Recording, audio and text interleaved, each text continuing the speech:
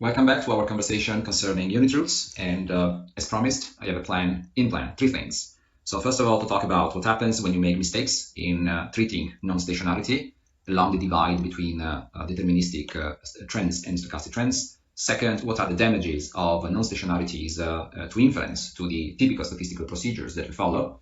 And third, what are the tests of non-stationarity? So the basic principle is that if you apply the wrong kind of detrending to non-stationary series, you can make considerable damage.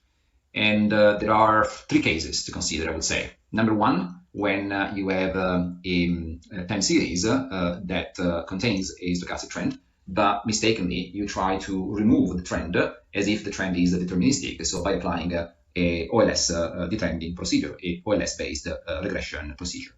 The second case, which is the following slide, if I can get the tool to move it, okay, is the opposite case. It is when you have a deterministic trend. To be concrete in this example, in this slide, I consider the situation of a polynomial trend, but mistakenly you consider it as if it's a stochastic trend, and therefore you take the first difference and you analyze the first difference.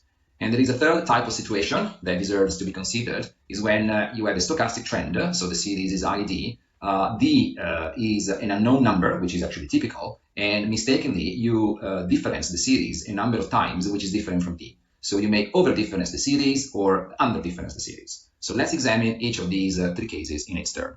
So suppose your time series is a stochastic trend, but mistakenly you apply OLS detrending. So you try to detrend by using a regression. What happens? Answer is nothing happens, meaning if there was a stochastic trend and you try to remove the trend by applying OLS detrending, the result is that the stochastic trend will not be removed. You just mess up the series by actually adding potentially a deterministic trend when initially there was none, but you do nothing else. And for instance, in the case of a linear trend, the example in the slide makes you understand exactly this point. So you got YT contains a stochastic trend, and this is why you got, let me see if I can actually point to that. 1 second. Okay, you got this portion of the series, so this is why it is a stochastic trend, and mistakenly you estimate on the data a linear trend and you deduct that from the time series. So this is the original series minus what you're trying to deduct from it to remove the trend. But if you collect terms, you see that essentially you're just shifting up or down the initial condition. You are actually changing the drift parameter mu to become mu minus delta 1 hat. But the presence of the sum of white noise shocks, each preceded by a coefficient equal to 1, which defines the infinite memory of the series, is not affected by the attempted detrending, which therefore fails. Meaning, if initially there was a stochastic trend and mistakenly you try to treat it as if there is a linear trend, the result is that nothing happens. You still have a stochastic trend. And to show you this, look at the situation that you have at the bottom of the slide. So I give you our quadratic trend that we have used already before. And but we mistakenly apply that to a series which is actually a random walk with drift. So the red series is the random walk with drift, with positive drift in this case. I apply a quadratic trend. The quadratic trend actually seems to work fine, meaning that it kind of describes the behavior of the series, right? A naked eye, maybe you would not be able to see much. There is only one portion of the series for which the quadratic detrending behaves in ways which are not really easy to digest, and that's this portion of the series. But otherwise, the fit provided by the quadratic trend seems to do fairly well. The results that you see at the bottom in blue are the residuals. Now, remember that if you do OLS detrending, the residuals, they should follow a stationary series. But obviously, these residuals at the bottom, they do not, because they contain a lot of memory. They systematically jump outside the 95% confidence band. And this is seen even in a more clear way in the ACF and PACF for these 1000 simulations that you have on the right. Clearly, the sample ACF for the 1000 simulations declines very slowly towards 0. It is compatible with an AR1 process that still contains a unit root, which we know to be the case because we have detrended the original stochastic trend in the incorrect way. Let me remove the marker. Okay. The second case is the opposite case. Suppose you're given a deterministic trend, say a polynomial trend, for instance. I focus a lot my attention on polynomial trends because these are commonly used and tested in economics and finance. So they represent the case which is of the most interest to us. So I give you a polynomial trend. So I give you a function like the one that you see in the slide. And instead of estimating the delta J coefficients by OLS and detrending by considering the OLS residuals, on the opposite, I take the first difference of the YT plus 1 series. So I do YT plus 1 minus YT. And this is the operation that you see me doing in the slide. So there is YT in the first parenthesis minus YT minus 1 in the second parenthesis. or yt plus 1 and yt actually. Now, if you do the algebra, you realize that the resulting time series has two features. First of all, you fail to get rid of the dependence on time, in the sense that the series is still a sum between 0 and capital Q of delta J coefficients multiplied by powers of time. But the only difference is that now these powers, that before were simple powers, t to the power j, now it's a difference of powers. So it's something complicated, but it still depends on time. So we have messed up the deterministic trend, and we have not removed it. Even worse, what happens is that the original white noise shocks, the epsilons that populate the series, they are now replaced by epsilon t plus 1 minus epsilon t. And this one, as we know, it's an integrated moving average. The integration derives from the fact that the coefficient epsilon t is actually preceded by a -1 coefficient, a unitary coefficient, which makes it an integrated moving average.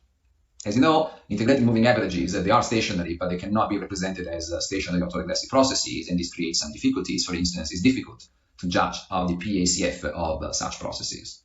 Now, the example at the bottom of the slide makes that clear, in the sense that I give you a simulated quadratic trend. It's the same simulation of 1,000 data points that I showed you before, and then I take the first difference, which is the incorrect thing to do, and I get the series, which is represented at the bottom in blue. But the series, as you can see from the sample ACF on the right-hand side, obviously is not a stationary series with good properties, in the sense that it is a moving average.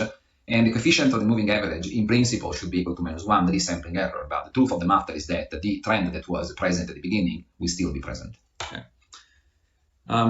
Now, the third case that I mentioned before is when you do have a stochastic trend, you realize that, but you don't know the order of integration, in the sense that you know that, we know, okay, God knows, nature knows that you should take the differences of the series for it to become stationary, but you don't know in practice, and so you may end up doing mistakes. The question is, what happens? So if I give you an ID series and I differentiate a number of times which is excessive, so I over-differentiate the series, then what happens is similar to what happened under number 2. So in cases in which we take first differences when we should not take them, what was the outcome? We mess things up and we replace plain vanilla simple white noise shocks with integrated moving averages of potentially high order. And the same will happen here, in the sense that with over-differencing, basically what happens is that you mess up the series, the shocks, they become moving average processes, and they contain R unit roots, where R is the number of times for which we have excessively differentiated the series. If instead I give you an ID series and you do not differentiate enough, well, then I think it's simple to understand what happens. If you fail to differentiate a sufficient number of times a non-stationary series, the outcome is that the series will remain non-stationary, right? So that's the very definition of non-stationarity. This was the easy case, everybody understands that.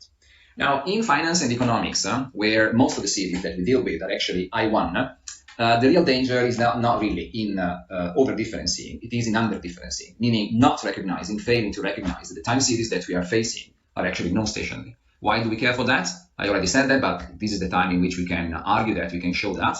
Because inferential procedures involving non-stationary time series, generally speaking, unless appropriate adjustments are applied, they are invalid, meaning they give responses which cannot receive the inferential interpretation that we would like to give them. So for instance, I give you a stationary series, you do not realize that, you're asked to form a confidence interval, you do it, right? I mean, there is no problem in applying to the data the usual formulas, but the confidence interval that you're being taught in statistics, the prep course, econometrics 1, they are confidence intervals for stationary series. So the implication is that if you compute them for non-stationary series, and you report some probability, some confidence associated to the interval, this would be wrong. So you go around saying, oh, here it is a 95% confidence interval, but in fact, the interval is just 71%. And what will happen? Well, you will find many more mistakes, many more realizations falling outside the interval than you are expecting. And if you're a trader and you lose money, for instance, much more than you expect ex ante, you will end up actually losing your book and losing your job. So there are bad economic consequences from invalid inference. Now, there are lots of such cases, okay? So I just spoke about the case of the confidence interval, but one such case is important in the sense that I need to warn you against this possibility. And this case is the case of spurious regressions. A spurious regression is a regression in which you're regressing non-stationary time series, non-stationary variable, on other non-stationary time series. And in words, to understand what's happening, I think is kind of intuitive. Now, when you regress y on x, you're trying to find whether there is a relationship between them, right? And this relationship is, as a minimum, correlation between the two variables, and we even hope it could be causality going from x to y. So these are the two things that we're trying to assess. Now, suppose that both y and x, they contain a trend. It could be a deterministic trend, by the way, but let's think about the case of a stochastic trend. Now, it could be that y and x, they do not have much in common, so to share. But what they have in common is the fact that they contain a stochastic trend. So you may find a regression in which there is apparently a strong connection between y and x, not because they are really connected as economic phenomena, but just because they share a common trend. Let me give you one example. Suppose that you take the nominal total GDP of a country and you regress that on the population of the country. You will find a positive coefficient, highly statistically significant, and a very high R-square, easily 90%. So what do you do? Well, you take the relationship as given and you provide to it, you make of it economic interpretation.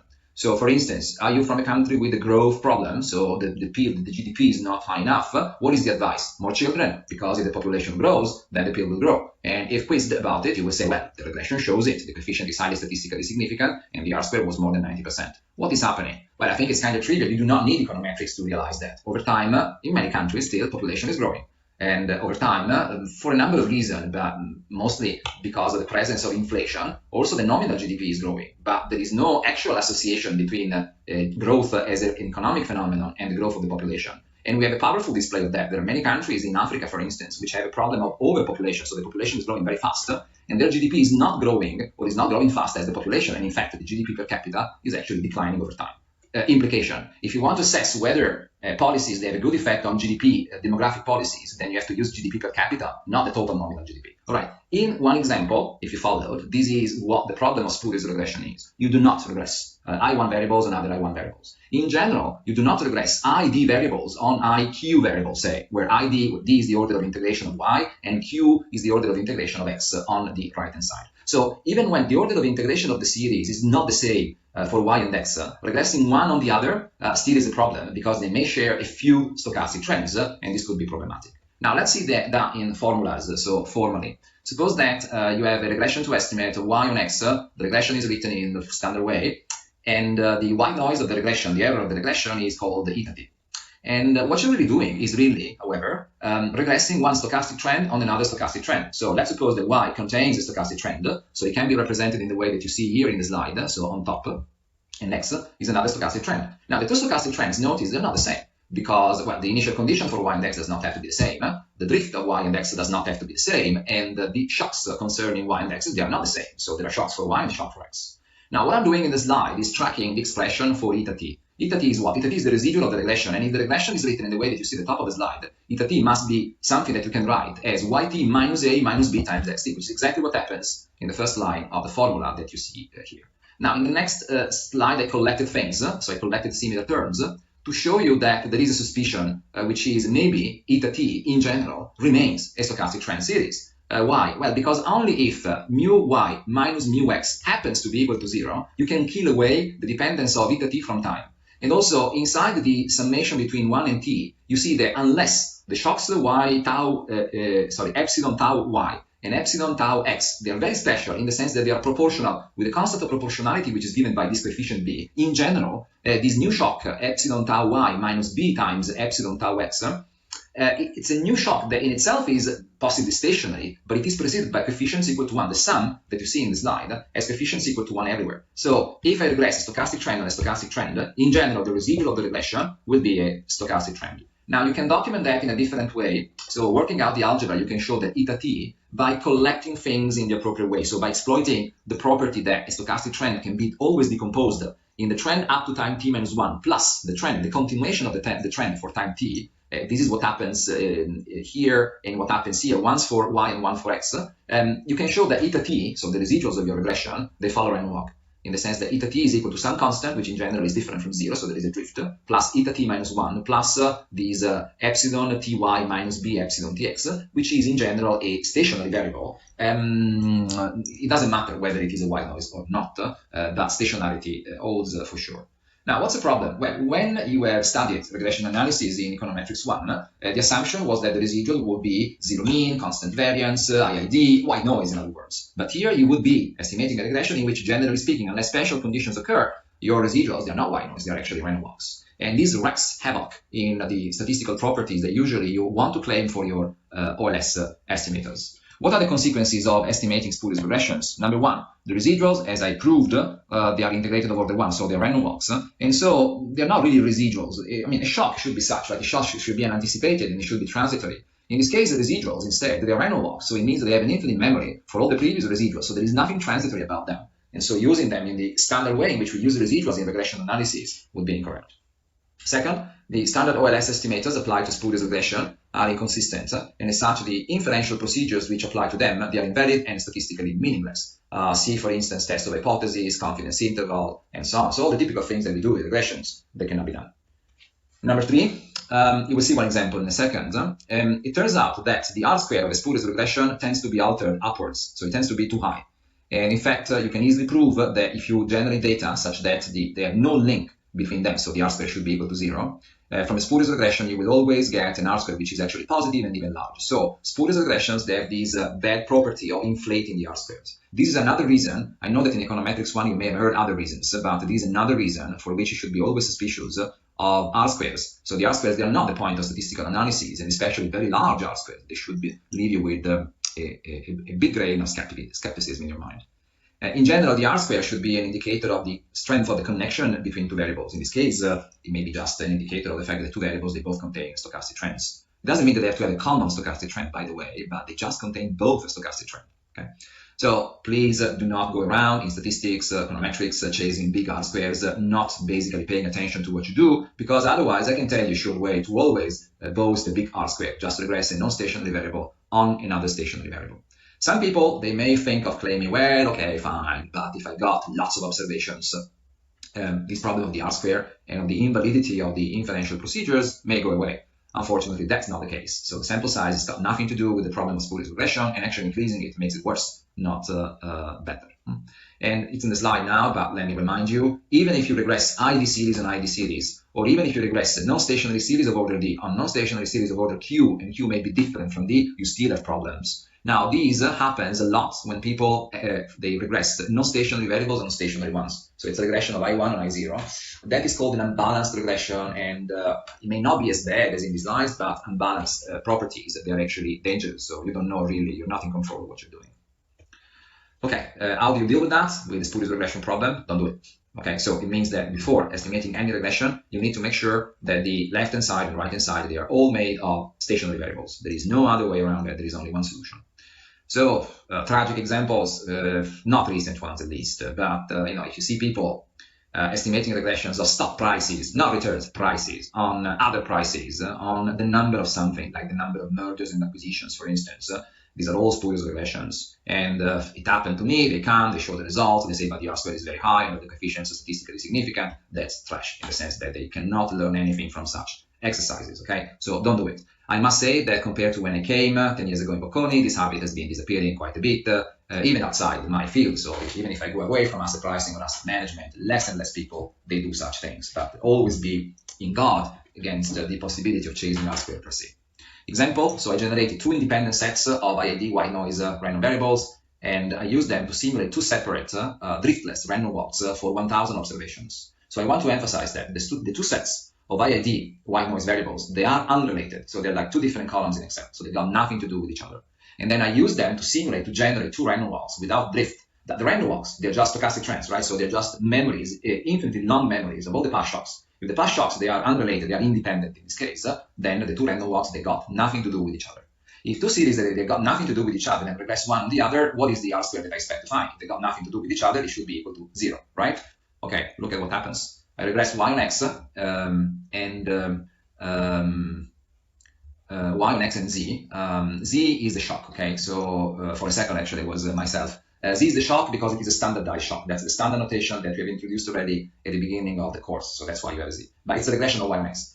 So if you regress y on x, you find a constant coefficient, an intercept of 7.5, highly statistically significant. You find a slope coefficient of 0.54, highly statistically significant. You find an R-square of 10% plus. Now, this R-square makes no sense. The statistically significant coefficient makes no sense because the p-value associated to it makes no sense. It is just a number. It is void of statistical representation.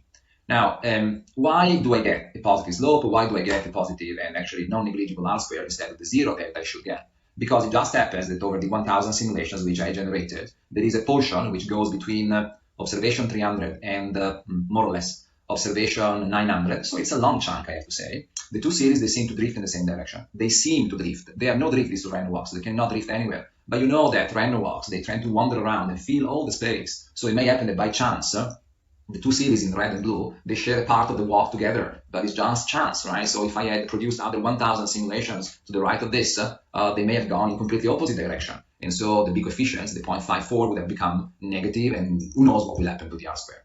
So it's like saying that random walks are excessively dominated by randomness because they remember all the infinite shots in their previous history for regression analysis to be of any use, of any reliability. What is the solution? Well, instead of using y and x, which are random walks, I need to first differentiate them, make them stationary, and then run my regression, which is what I did just above the picture. And this is basically a regression of, you see the high frequency fast changing series in red and blue on top of the picture. These are the first differences of the random walks y and the random walk x. And when you regress delta y and delta x, what do you find? That the intercept is not statistically significant, the slope coefficient is close to zero, not statistically significant, the R-square is exactly 0.000 as it should be. So this is a case in which I should not even thought of regressing y and x. I did, and I paid the price of basically being ridiculous, in the sense that if people scratch underneath the R-square that was reported, the outcome is not nice. Now, this poses a problem, which is the last step of this recording. How do I test for the presence of random walks? Before I go away, right, one thing which I did, now on top you have pictures of regressions. This type of plots, as you probably know, they're called scatter plots. So you just have y and x in the leftmost picture and delta y and delta x in the rightmost picture. And the red line is the regression line. So in one case, upward sloping, and there seems to be structure in the data. In the other case, there is nothing. It's just an almost perfect cloud of data without any connection between delta y and delta x. And similarly, at the bottom, there is a sample ACF and PACF of the residuals from the regression. Now, in the case of the regression of y and x, it is really a very strong and almost perfect random walk. You see that the ACF is not even declining. Usually, it declines much more than in this case. So, really strong evidence of integration of order 1. While on the rightmost plot, the rightmost set of ACF and PACF, as you can see, there is no structure. The p-values of the Lune box test, they are generally quite big. So, it's a case of stationarity for sure. Now, important, in this case, I should get white noise, but remember that the regression is valid, so OLS can be used, provided the residuals, the errors, they are stationary. They do not have to be white noise for the OLS estimators to make sense, to be consistent. But this is beyond the point. Okay, how do you test for unit roots? First important thing is, we say we test for unit roots, we test for non-stationarity, we test for stochastic trends, we say many things, but in reality, we are just testing for random walks. Part of it is justified, part of it is less justified. It is justified because if I say that I'm testing for the presence of stochastic trends, you know that the stochastic trend originates a random walk. So this is a legitimate thing to do. It's less legitimate to say that you're testing for non-stationarities, because non-stationarities, they may happen in many different ways, including deterministic trends. But what you do with this test is really to test whether the data come from a random walk or not. So let's keep this in mind, even if the language that we tend to read and use is a bit more general and exotic than that. There are many tests for non-stationarities, for unit roots. By the way, why do I keep talking about unit roots? Because of that property of stochastic trends.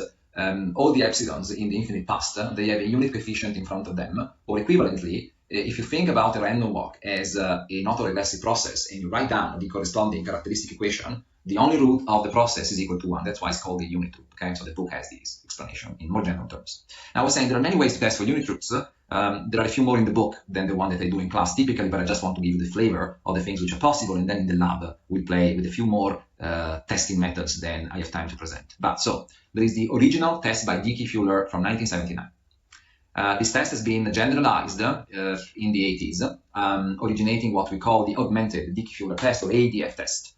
I would say that a good 80% of the empirical work that is reported in the industry and in academia will use the ADF test, which is kind of flexible. I will tell you more in a second. Next, there is an important test that has been proposed by Phillips and Perron in the late 80s. And in my experience, it tends to give the same result as the ADF test, but is a more robust test in the sense that there are choices to be made to propose a p-value, essentially, but there are many less choices in the case of ADF test. So it's a bit more robust and easy to discuss, so this is the advantage, but usually it tends to give the same result.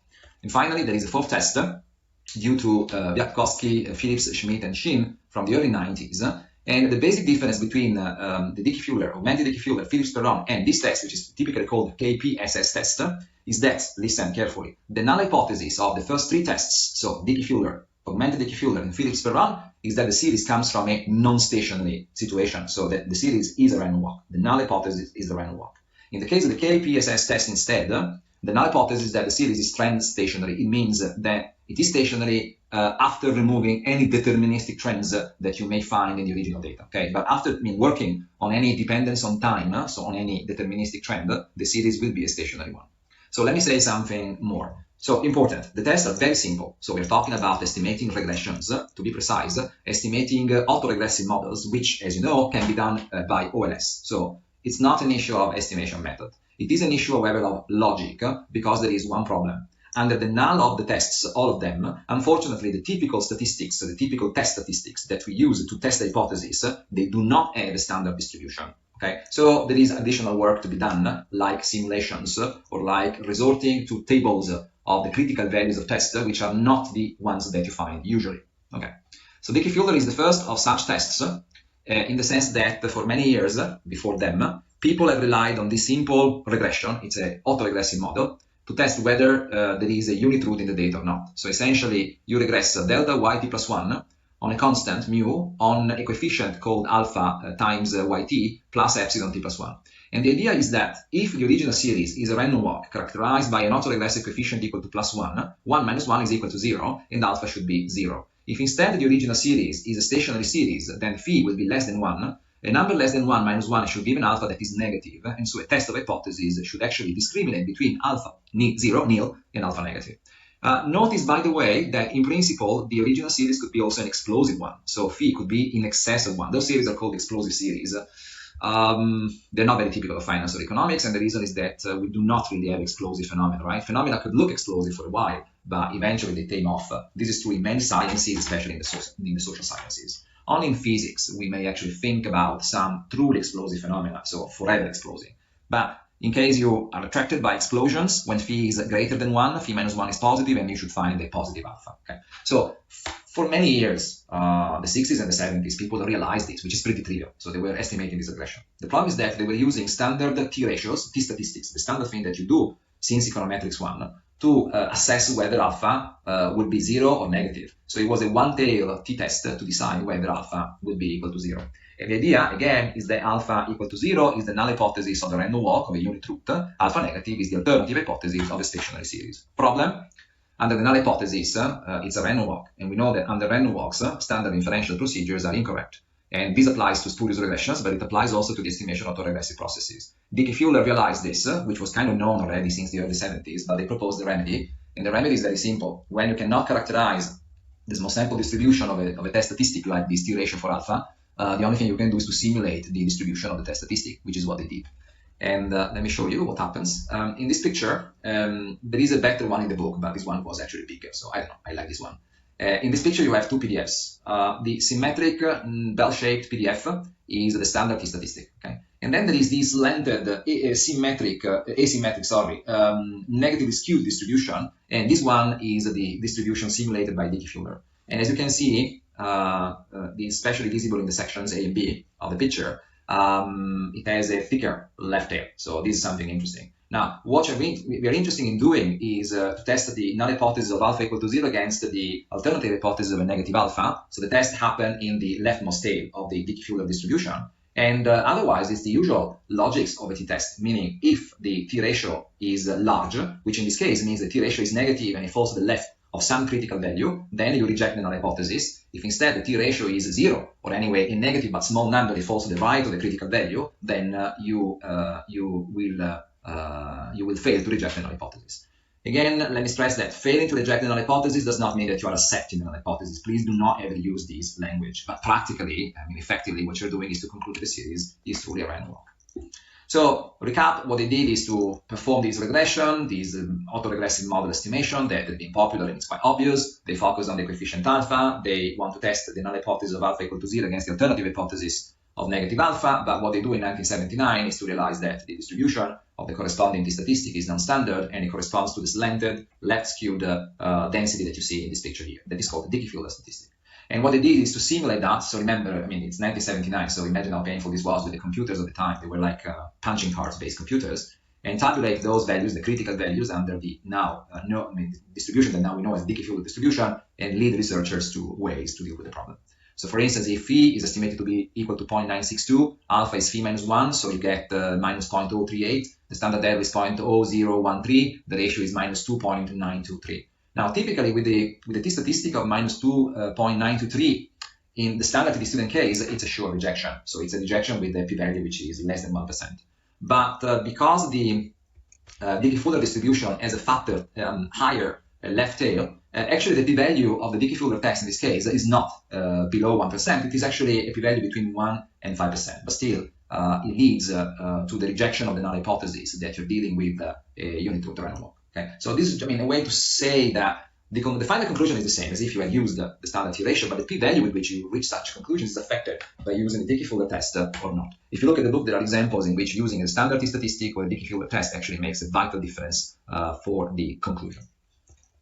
Okay, now there is a problem in the sense that the original Dickey-Fuller test essentially is comparing a random walk with a stationary autoregressive process of order 1. And in reality, if we have a time series and we are trying to judge whether it's a random walk or not, the alternative is not that it is either a random walk or an AR1 process. Maybe there is a richer, longer, bigger ARMA process that may describe the data better than the random walk, but it's not just a random walk against the AR1 process. Now, it is possible to show that a general ARP process, so not just an AR1, can be always rewritten by an adding and subtracting strategy. So it's like a sequence of tricks, basically, in the way that you see in the middle of the slide.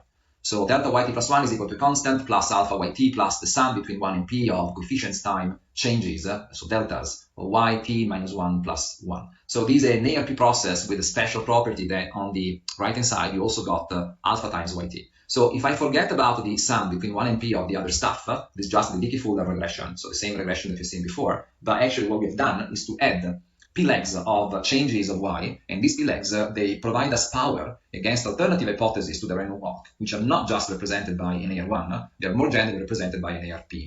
Some of you are thinking, but what if the alternative hypothesis is ARMA? Now remember, the moving average processes, they are invertible, they can be represented as AR processes of infinite order. So if the alternative is ARMA, then you should actually pit your random walk against a very long autoregressive process, empirically speaking. Why just very long and not infinite? Because empirically you will have a finite amount of data, so we cannot really go to infinity.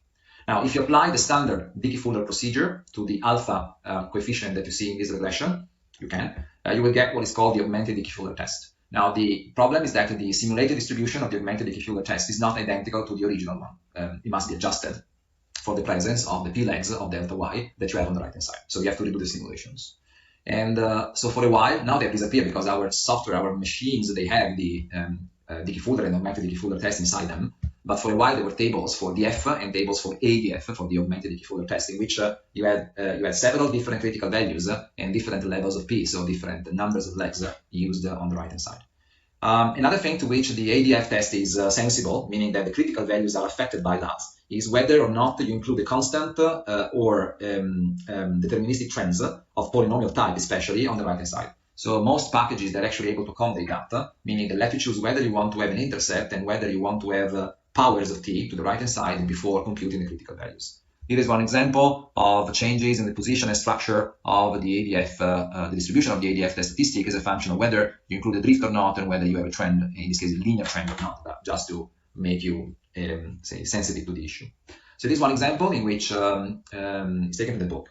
I'm testing the stationarity, non-stationarity to be precise, of real US stock prices. These are Standard & Poor's stock prices between 1871 and 2016 using monthly data.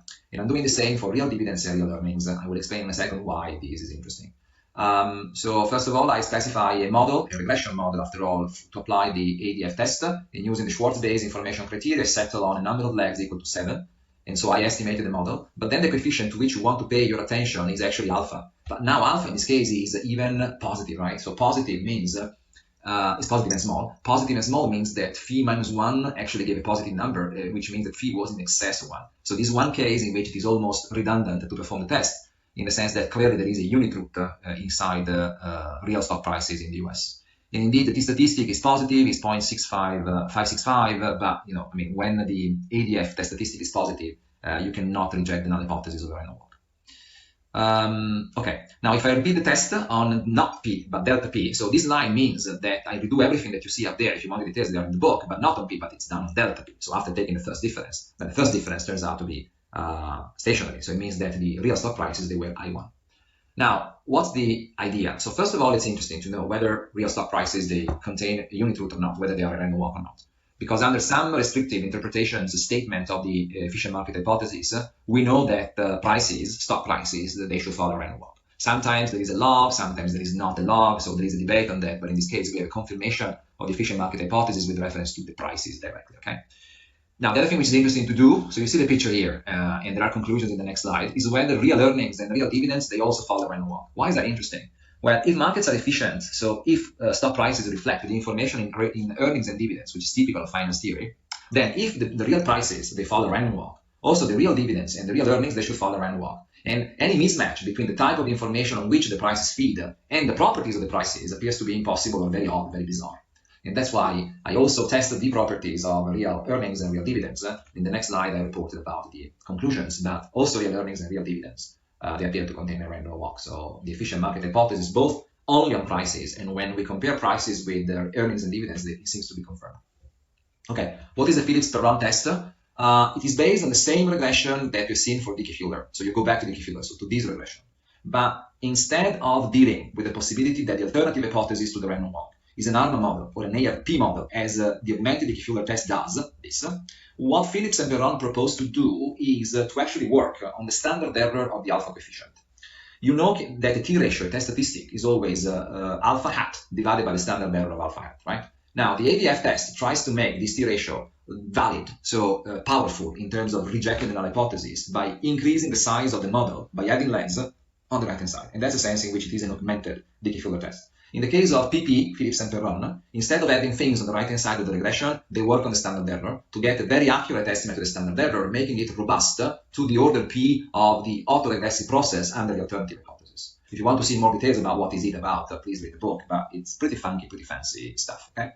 And as I was telling you, the advantage of PP is that it does not force you to choose whether you should include P-less. It basically does that almost always automatically for you. In my experience, it tends to give the same result, I must confess. Finally, the KPSS test, it's kind of recent. It is only 30 years old, but it's kind of recent in econometrics. And the property which makes it attractive is that the roles of the null and the alternative hypothesis in the KPSS test are switched. So under the null hypothesis, the time series that you're dealing with is stationary. Under the alternative hypothesis, it is a random walk. And sometimes it is a useful exercise, it is a useful check to see whether your conclusion about the non-stationarity of a series is robust to switching away from ADF or PP to the KPSS test. And I've seen cases, I think there is one in the book, in which the conclusions that you get under ADF and under KPSS, they are in contradiction. So under ADF, something looks like it's, say, random walk, and under KPSS, it looks like it's a stationary series. And what do you do in that case? It's not good, but it means that you have problems, and you have to be extremely careful with the selection of the parameters that inform your test, and you have to be careful with the series because you may be risking spurious regression even if it's not an obvious case. Now, the structure of KPSS is a mess, as you can see. It is based on regressing your series on a bunch of deterministic factors such as constants and deterministic functions of time. And then you get the residuals, the U, the estimated ones, and the structural statistic is the one that you see here. It's basically the ratio between variances and autocovariances, but it's a funny structure ratio. Why is it like that? What is the intuition? It's mathematics. I mean, you're looking for something with optimal properties, and the solution to an optimality problem gives this form. So it's not that you have to find, or you can easily find the story. So in my case, I re-examined the properties of Standard & Poor's real stock prices, aggregate earnings, and aggregate dividends using the PP test. And the conclusions, they are consistent with the things that we have reported above. So everything contains a unit root. And the KPSS test leads to the same conclusion. Basically, the null hypothesis of the series being stationary is always rejected. Okay. So notice that under ADF or PP, for these three series, we are not rejecting the null of a random walk. Under KPSS, we are rejecting the null of stationarity. So the test, in this case, they gave consistent conclusions, which is good, obviously. Now, this is not always guaranteed, as I was saying. There are situations in which the test, they tell a different story, and this represents a warning. You have to be cautious in the way you proceed. Okay, time to stop. And the last recording of this lecture will be about cointegration, which, I just say one sentence. It is when you make deal with the presence of non-stationarities of unit roots, not by changing the series, not by differencing them, but actually making the series play together. And how can you make series play together? Well, you have to form and estimate a vector autoregression, which will be the point of cointegration analysis, but that's for the next recording in the series.